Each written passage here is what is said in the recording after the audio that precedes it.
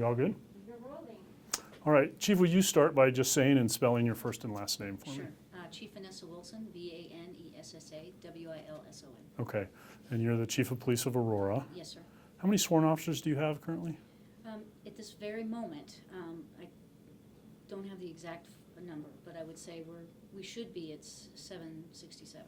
But Okay. We aren't right now. We're down in staffing. But I Okay. can get you that number before this is All over. right, I saw a number the other day of like 683 or something, but, That are actually able to be out on the street, yeah. okay. And is Aurora the second largest police department in Colorado? You know, we kind of go back and forth with Colorado Springs, but so with our numbers being down, we're probably the third largest. Okay. But we are one of the top three, yeah. Okay, great. You've been with the department about 25 years, I believe, Yes, sir. and you had some policing experience before that. Yeah, I did a couple years in Virginia Commonwealth University in Richmond, Virginia. Okay.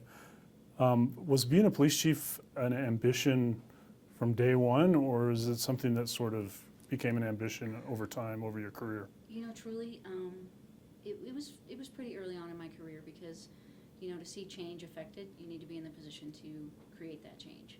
And so, you know, I aspired to be able to make a difference in this agency. I've been here 25 years. I love this agency. I believe in it. And, you know, as I moved up the ranks, I saw that for me to actually be, you know, the person signing directives and making real substantive change, I needed to be where I'm at. Okay. I think you're coming up on about 2 years on the job. You had it on an interim basis for a while. I think you were appointed formally in August of 2020. Last year. Yeah, so of 22 2020. months total. Yeah, okay. You've dealt with a lot. You've dealt with all the fallout from the Elijah McClain situation, everything from civil lawsuit to officers being charged criminally, to you know, termination of officers, termination of other officers for on-the-job misconduct. You're in the midst of a negotiation with the Attorney General for a consent decree. What has been the most difficult challenge you've faced during your 22 months on the job? You know, just Probably the amount of scrutiny that we're under and the amount of incidents that we've had to deal with. You know, I was told December 27th by City Manager Twombly that he wanted me to take the organization over starting January 1st of 2020. And literally as I was sitting in his office, there was a shooting. A young man lost his life over at the town center of Aurora. And that was just sort of the beginning of every day. I think every day since I've taken over, there's been something that's been going on as far as whether it's an incident we need to deal with, community outrage over incidents, the way we handle calls, whether it's internal misconduct that I had to open internal affairs investigations into, you know, being in depositions, being in civil service hearings for people that I have terminated, trying to get, you know, trying to get their job back and to come back into the agency, and I felt that they needed to leave. So it's been constant, and it's you know, the former chief, Nick Metz, told me when I said I wanted to be a chief, he said it's different when you have 4 stars. And you know, and you hear that and you think, yeah, sure. But it truly is. And it was something that I did not know exactly how it would be a, you know, 24/7, 365 job. I mean, my phone's never off. And so it's a lot. But it's also worth it. And I think I owe it to this agency to make sure that, you know, I keep pushing for what the community is asking for, which is reform and accountability. All right. When the indictments came down for the officers in the Elijah McClain case, one of the police unions, the Aurora Police Association, released a statement that said the officers, and I'm quoting now, did nothing wrong. Right. You obviously came to a different conclusion. Well, so respectfully, there is a, you know, there's a trial that has to happen, and I don't want to say anything to sway that trial and to sway that jury pool. I will say that we've lost a vibrant young man in this community, and the community's outraged over it.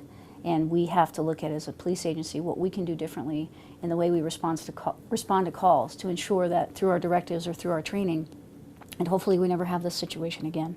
I pray, and I'm knocking on wood, right, that occurs. So I can't really, you know, give an opinion on that, and that's why I didn't give an opinion on it when it came out, because it's not right. Let me ask you this. How would you characterize your relationship with both the APA and the FOP? Well, I will tell you that, I think, first of all, they represent the bargaining unit is the FOP. And there is a faction of our officers that belong to the APA. To be frank and to be completely transparent and honest, the APA and I have been at odds since I took over from day one. The picture, the Elijah McClain, the picture of mocking that. As I was doing my press conference, they were saying I was unfit to lead in calling for my removal then. So it's been volatile, and I would say that we don't have a very positive relationship at all. I mean, obviously. And so, but I think different with the FOP. The president, Mark Sears, and I talk often. I've met with him 2 times recently and sat down and talked about how we can pivot this agency forward to make sure that I have many constituents. I have the officers, I have the community, I have city management and council, and how I balance that a lot of times of, listening to what the community wants and being there for them and being out there for them and trying to push reform and push a culture change, really, as well as making the officers feel as though that I still have them in my mind when I'm doing these things. It's a juggling act sometimes because I have a lot of different people, and sometimes what the community wants and what the officers want don't align. Is that relationship repairable, do you think? I think so. I mean, like I said, I came up through this agency, and I cared truly about it. I wouldn't be doing this. The stress that I've been under for the last 22 months has made me, unwell sometimes. And so I'm a human being. This is just a uniform. And the pressure of constant scrutiny and constant, just one thing after another, it seems, it's been difficult. But I have to listen to the officers as well. And when they say they need things from me, then I need to dust myself off and figure out how to pivot and make sure that they know that I'm here for them as well. All right. The no confidence vote, did that surprise you? It did, honestly, and it hurt. I'm a human being, like I said, and being that I came from this agency, it floored me a little bit. But I need to listen to it, and I need to listen to it. And like I said, I've met with the FOP twice now, and we've had conversations just prior to you coming in. And we're going to work together to make the officers feel as though they're valuable and that they're the commodity. They're the ones out there doing the work. I'm saying that my job is difficult, but it's nothing like what they're doing. It's not the danger and the things that they're facing day in and day out. So I think that we have some plans to do some retention packages to try and show them that we need them, because without them, this community is going to fall. And you have lost some officers. Yes, sir. Over the last year or 2 years? Since the last 2 years, I don't know the exact number, but we can get it for you. But we have lost a significant amount of officers. I've gone to major city chiefs conferences and talked to other major cities, and they're also experiencing the same kind of loss. But when it's in your front yard, I mean, the impacts are very difficult. I've had to take down several specialty units. I think I've done interviews on that, and we want to try and give good customer service, but at the same time, we have to respond to life and death calls, and we have to figure out that we have enough cops out there to do that. Okay.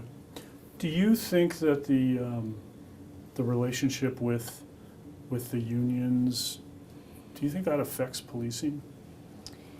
In what way? Well, I'll give you an analogy. Sure. For a long time, I was a newspaper reporter. I was a union member. We grumbled a lot about bargaining issues and management and so forth, but when it was time to do the job, that did not figure into, we worked with our managers and we did the job and stuff. And so I'm wondering, do you feel like that tension affects policing in the sense that you described the relationship with the APA as not being very good. Do you feel like that affects the way those officers are doing their jobs? I can imagine it would. What I would say is that we have to come to the table and be reasonable. And, I know that when I took this job over, I had no idea that I was going to have to terminate and remove people from this organization at the rate that I had to do so. But I stand behind, it wasn't an easy decision, but I stand behind each and every one of those terminations. And with each and every one of those terminations, the criticism of why or they didn't do anything wrong, well, they did do things wrong, and that's why I removed them. And so I'm not going to back down on that, and I'm not going to back down on reform. And so I think if the officers I mean, I do have officers that stop me and say, we believe in what you're doing, right?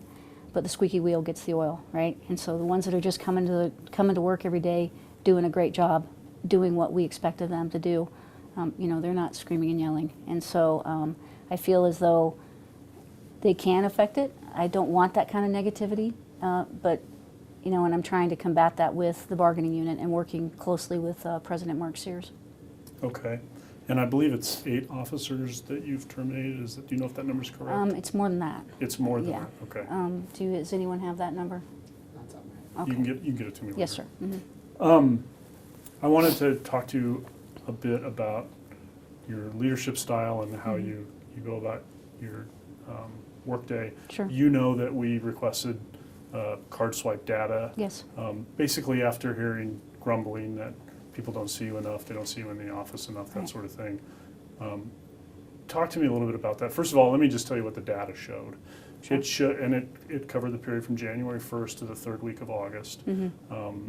which they couldn't go back before January 1st. We really wanted to go back a whole year before that to get all the way before the pandemic. But anyway, it showed that you have swiped into city buildings on about 42% of the work days during that 8-month period. And we define work days as Monday through Friday, non-holidays, basically. I recognize that you have to work on weekends and evenings and Yeah. 3 o'clock in the morning when something goes down and all that sort of stuff. But first of all, does that data surprise you? I mean, are you intentionally doing work elsewhere besides at the... Right, absolutely. And the data doesn't surprise me because there's many times, and this isn't a defense, right? I'm not here 100% of the time because I am out in community events and doing other things and, you know, being downtown with, you know, like I said, depositions and litigation conversations and all the things that I have to do as a chief. And my job is different than a patrol officer or even one of my division chiefs. And so, and then take all of that and then put COVID in place and then put in our city requirements of trying to have a 50%. You know, if you look around here today, you'll see that there's like half of the people that are supposed to be in this office because we purposefully do that. We do that with our admin support, we're doing that with our detectives, you know, and unfortunately patrol officers don't get that same benefit.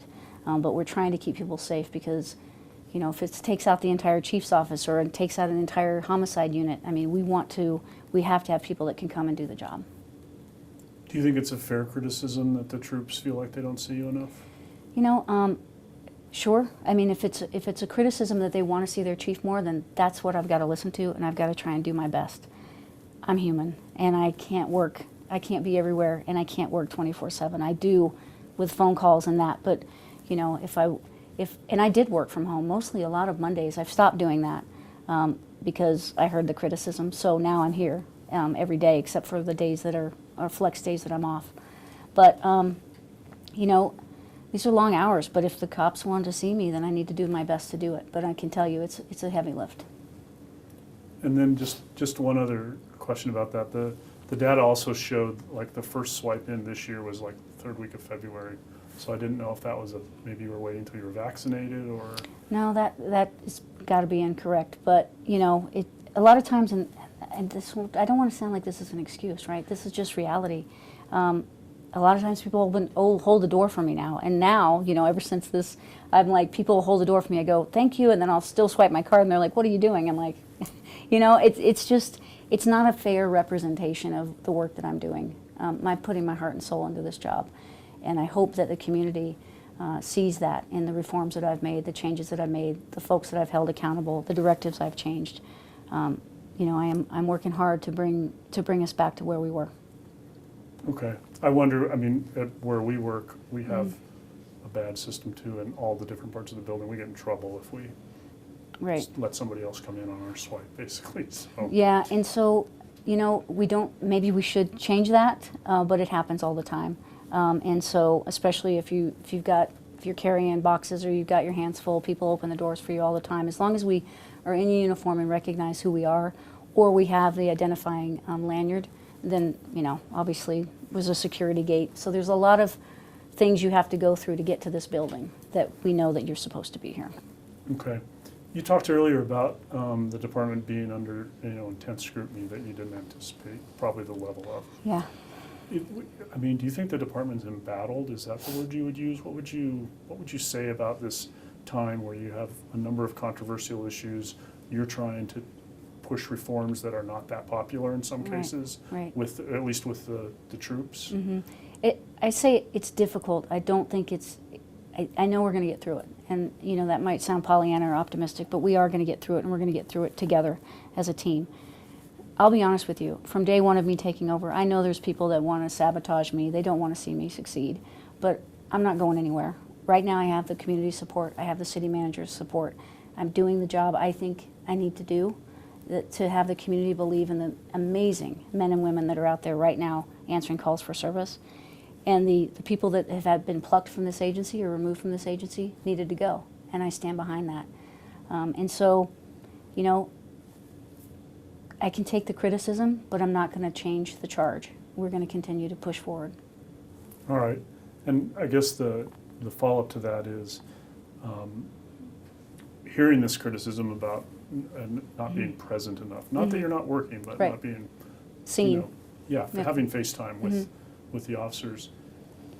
Do you feel like, given all of this scrutiny, the controversies, the reforms you're doing, do you think that's something that maybe you already said this, but do you think that's something you're going to be thinking about trying to change? Absolutely. And when major things came down, like the AG's report, you know, we did the go to briefings. I sent out all my, you know, my chiefs. This is a major city. And so I have division chiefs and commanders for a reason. And I asked them to take those messages forward for me. Even the DCM bachelor has gone to briefings with me, and we try to answer the tough questions that the officers are having. But I can't touch each and every one of them. And so I'm going to try and do my best. I can tell you that this has not been a typical chief's job, I think, where it has been one thing after another. There hasn't been downtime where I can go ride, you know, a graveyard shift and you know, be in briefings all the time, because there is so much going on. And I hope the community recognizes that. I hope and I believe that a lot of my officers also recognize that, the ones that actually support me and really believe in the reform that we're trying to do. All right. I just want to look at my notes and make sure I haven't missed anything. I guess we also looked at data for the commanders as well, and many of them, their swipes were about 60, 62, 63% of the days. Would you say that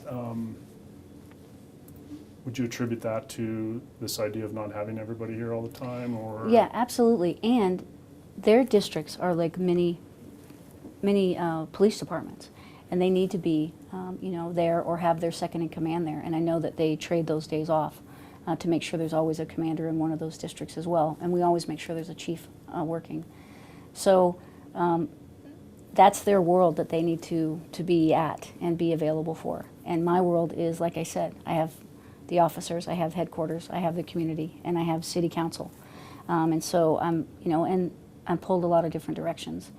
Believe me, I wish I could be everywhere. I wish I could, you know, go on more ride-alongs. I enjoy it. I miss being a cop. But, you know, I haven't been able to do some, and I would like to do more. And I'm hoping and praying that things slow down enough for this agency that I can do more of that. All right. Is there anything I haven't asked you that you'd like to address, or any other thoughts that you have? You know, I don't. I appreciate, you know, the time, and I know you have a job to do, and, you know, I'm not going to shy away from criticism. I'm not going to shy away from the tough questions. And, you know, like I said, we've opened the doors of the Aurora Police Department. We've had several investigations, and we're listening to what these investigations are telling us, and we are committed to change and reform. Okay, and let me just ask my partner in crime, Anna, do you? I just kind of have a nosy question, but like, since you've been with the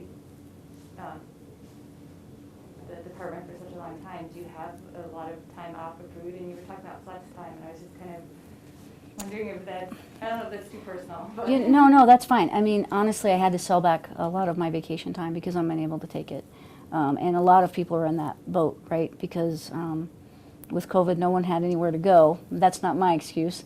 But there was a lot of people not burning the time because, and then with staffing, we've asked officers to pick up major amounts of overtime to cover. And so days off are not something that is not a luxury anymore.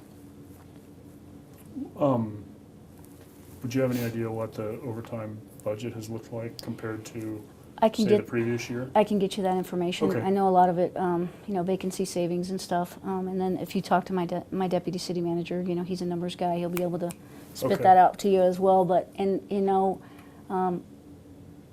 it's just, I think law enforcement in general is going through a lot. But this agency is a good agency. And, you know, there are many, many people here that are doing the right thing day in and day out. It's not making the news, but they're doing it. I continually think of new questions. So, Mhm. is it frustrating that some of the things that have led to the most scrutiny are things that sort of you inherited rather than, I mean, some things have Mhm. occurred since you've been Sure. chief, but some stuff predates your time Yeah. as the chief, and you're dealing with the fallout from that now. Is that frustrating? I mean, I think the previous chief did a good job, and I think that, you know, things happen that we train to not happen, but they still happen. And so, you know, I don't want to criticize the fact that I inherited it. It is mine. And so it's just something that I have to deal with. And then moving forward, you know, I hope that we can, through training, through culture change, through the different things that we're trying to do, we can limit those negative stories. That's my hope. Okay. And then lastly, it occurs to me, anything you can say about where the discussions about the consent decree with the AG's office stand? Are you getting close?